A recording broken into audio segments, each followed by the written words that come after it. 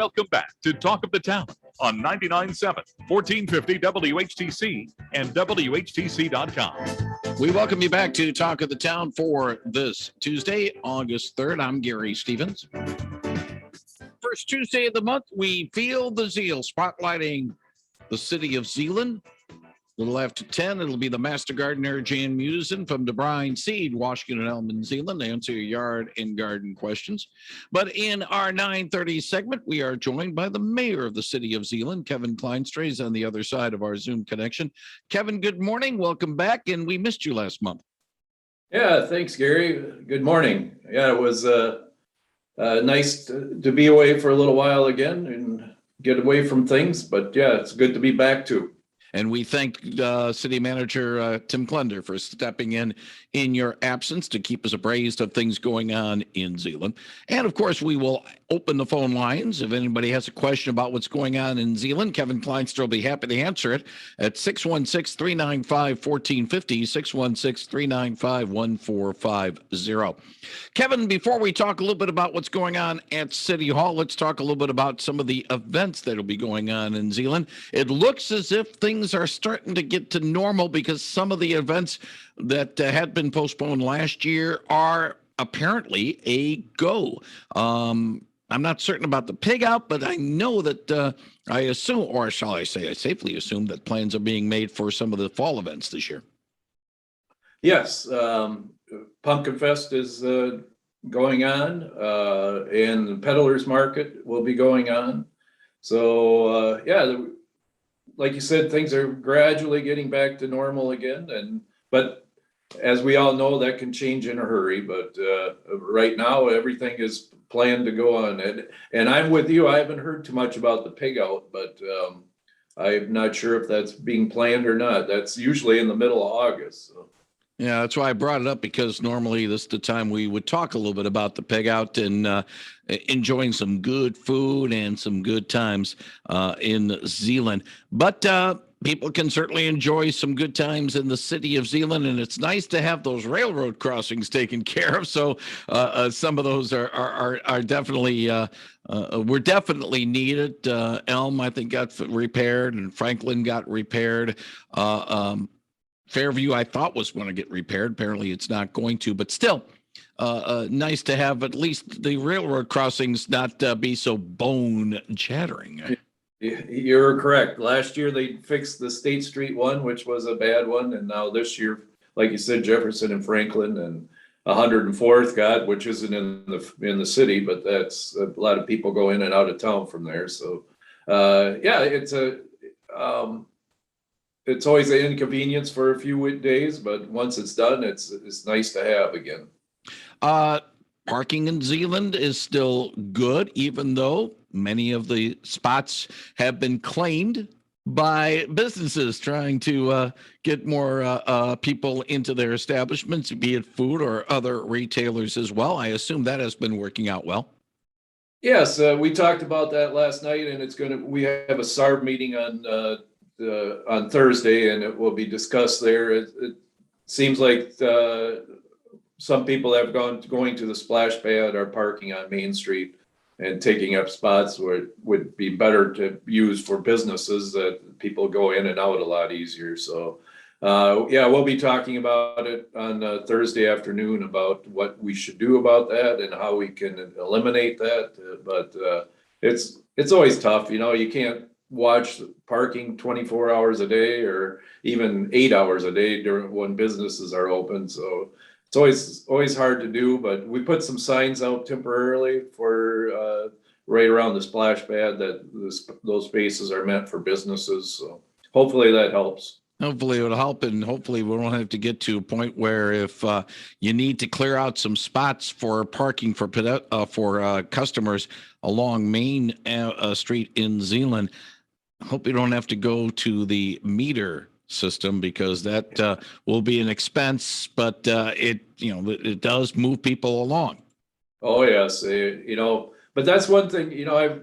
We've been to Traverse City a couple times, and they have the meter system, and it's usually only for a couple hours that you can put money in there, and I don't know, it almost deters people from going downtown. I don't know if it hurts Traverse City, but it always irritates me when I go there and I have to find a parking spot and you have to pay and then you only can be there a couple hours and yeah, so I think there's better ways to do it than meters, and hopefully we don't go back to that. We used to have that in Zeeland years ago. Yeah, that's an unpleasant memory. But then again, it's a marketing thing where if you don't have the meters, you can certainly market saying, "Hey, be able to park for free down in downtown Zeeland." Whereas if you have the meters, yeah, it moves people along, but it could be used against you. And even though the malls, quote unquote, aren't around anymore, there's it's still a competitive situation. So you got Oh yeah. you got a point there. If you got a question for Kevin Klynstra, the mayor of City of Zeeland, he'll be happy to answer it at 616-395-1450, 616-395-1450.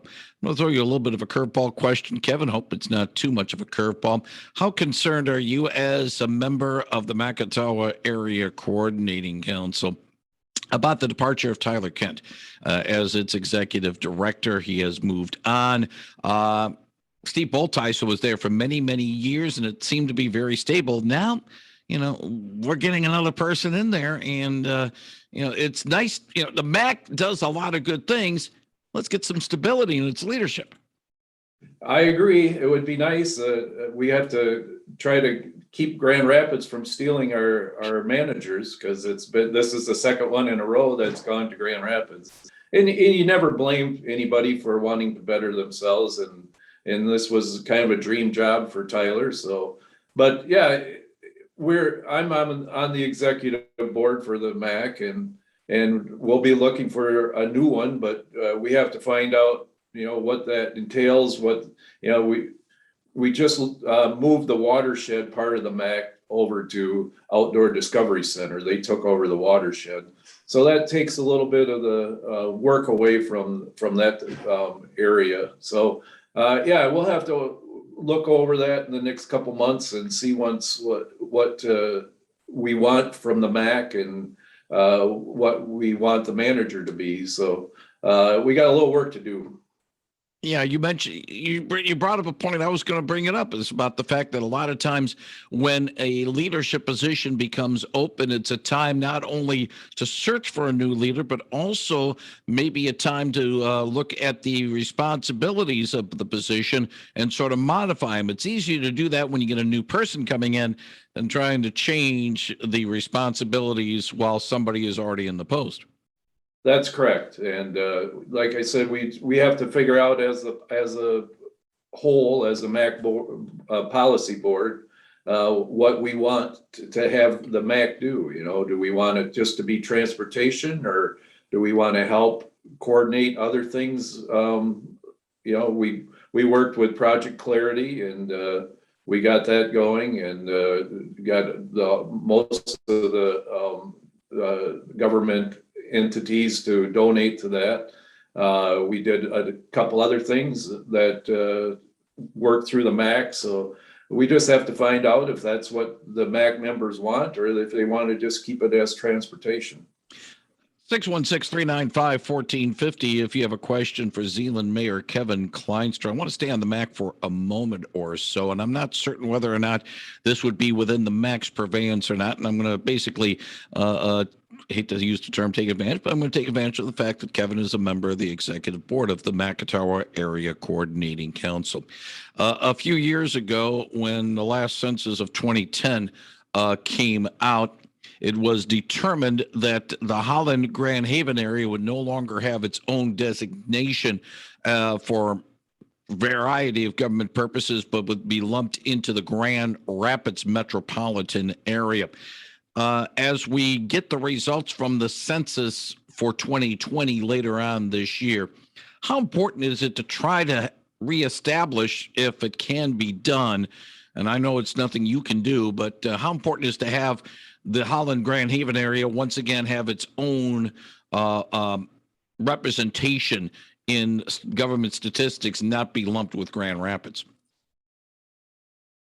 Yeah, that's I think it's kind of a big deal that we have our own they can take statistics from us instead of lumping us in with Grand Rapids. And I think hopefully with this census, like you said, that will change.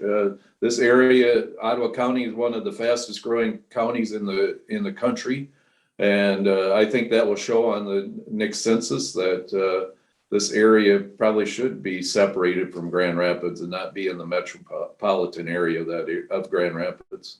Yeah, what I remember from the story that came out was the fact that the reason that they lumped this area with Grand Rapids is that they found that they felt a majority of the people were actually people that were commuting to Grand Rapids from our area, and basically the tilt of the population from the eastern part of the county sort of tilted it in that direction. So it may not be determined right away once the numbers come out, but hopefully the trends will be that more people will be like me heading west to go to work instead of heading east to go to work. And that certainly would help.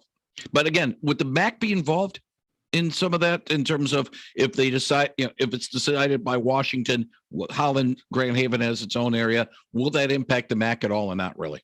I don't think so, not too much. No, I mean, we've been working on our own, the southwest area of the county and the north west area of Allegan County are the people that are members of the MAC. So, and yeah, it doesn't affect us too much. Probably the Grand Valley Metro Council, it probably affects them more, where they've got people from Ottawa County and people from Kent County in there. So it probably has a little more effect on them. All right, 616-395-1450, 616-395-1450. I got another curveball question for you, Kevin. Hope it's not too many of those today. It's something I thought of. And when you mentioned transportation, it's been a while since it has been addressed.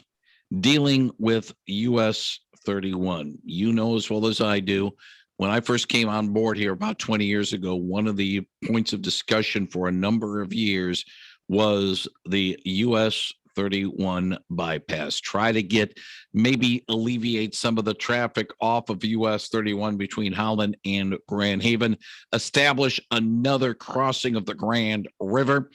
It led to the building of M231 from Utica South to M45.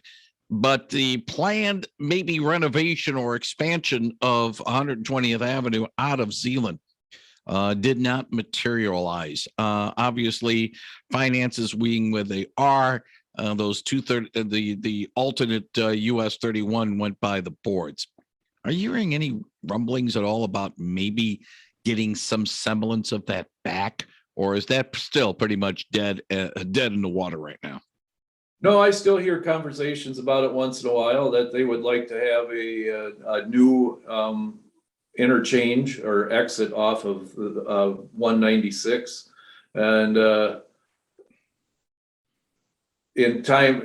we've been warned by Zeeland Township especially that property in that area where they have planned to make another exit for the bypass is going fast. So we have to, if the county wants that or MDOT wants that, they're going to have to move fairly fast before that property is gone and we won't be able to have it. But that was the original plan when they talked about the bypass, is to get an exit off of the expressway and to divert people, of course, off of 31. So, 231 bypass and off of M45 is working well, I think. I take it if I go north all the time. So I try to avoid Grand Haven because it's just a madhouse there in the middle of the day with stop and go traffic. And so I try to avoid that at all costs. But the plans are still on the table to get that going. But like you said, it's always the funding part of it is the hard part. And buying property for new road is always hard too. So we'll see. Yeah, because when the plans were first put into motion, there wasn't the new Zeeland Community Hospital site. And I think that would have been, and we're trying to work around the Zeeland Farm Services site would be a little bit of an issue. So maybe we'll see. We'll see whether or not that becomes a reality. Kevin, we just heard from Sarah Cozzolino with the Holland Farmers Market. Zeeland's Farmers Market is apparently still going pretty good right now, isn't it? No, our farmers market goes every Saturday from, I think it's 9 to 1. So, yeah, it's been a success this year. I think people always like to go to farmers markets. It's not as big as Holland's, but we usually have about 4 or 5 vendors there, and yeah, it is vegetables and sweet stuff like they do in Holland, but in a smaller scale. Now, there's some other things going on in Zeeland I wanted to sort of touch base with you on, Kevin. When I went and did the story on National Night Out, I did not see Zeeland listed as hosting a National Night Out festivities, but apparently, based on some other sources, there is a National Night Out tonight near the splash pad. I hope I'm not throwing you a curveball on that. No, you're not. That's I tried to give you a heads up with a sign a little while ago, but yes, the National Night Out is taking place this evening at the splash pad, and our police and firemen are going to be there, and there'll be a dunk take, and there'll be some root beer floats, and yeah, it'll be a fun time, and come on down. It's going to be a beautiful evening this evening, and see once if you can dunk the police chief or the police chief or the fire chief, get them a little wet. But not the mayor. Not the mayor. 616-395-1450. Good morning. You're on the line with Mayor Kevin Klynstra. Good morning. I'd like to say that Zeeland, you have a beautiful town, but the other day we were riding down through there in our car and got behind a big diesel pickup, and you got all these places where they eat alongside the road. And when this guy took off in that truck, the people are eating there, and the diesel smoke just roared across their table there. Is that really legal to do that? Can't they take them and put them off towards the restaurant more or something? They have them right on the curb. That's my. I appreciate the call, Kevin. That unfortunately is one of the risks of having sidewalk cafes. Yes, you have a few of those, but all in all, I think our sidewalk cafes have been working quite well, and it helps the restaurants get a little more seating, and